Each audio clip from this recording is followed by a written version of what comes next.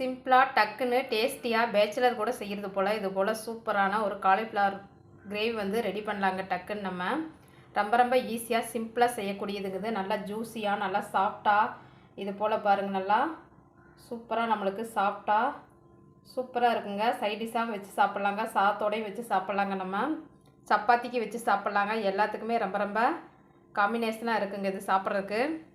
கம்மியான ரொம்ப கம்மியான இன்க்ரீடியன்ஸ் வச்சு இந்த கிரேவி வந்து நம்ம செஞ்சிடலாங்க டக்குன்னு.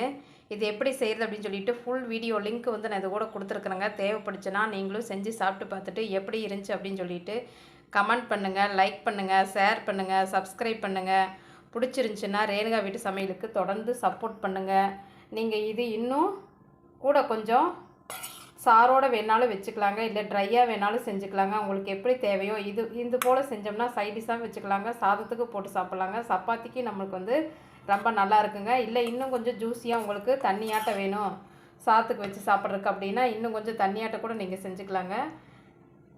செஞ்சு சாப்பிட்டு பார்த்துட்டு எப்படி இருந்துச்சு அப்படின்னு சொல்லிட்டு கமெண்ட் பண்ணுங்கள், லைக் பண்ணுங்கள், ஷேர் பண்ணுங்கள், சப்ஸ்கிரைப் பண்ணுங்கள். பிடிச்சிருந்துச்சின்னா ரேணுகா வீட்டு சமையலுக்கு தொடர்ந்து சப்போர்ட் பண்ணுங்கள். நன்றிங்க. நாளைக்கு இன்னொரு சமையலில் நாம் சந்திக்கலாங்க.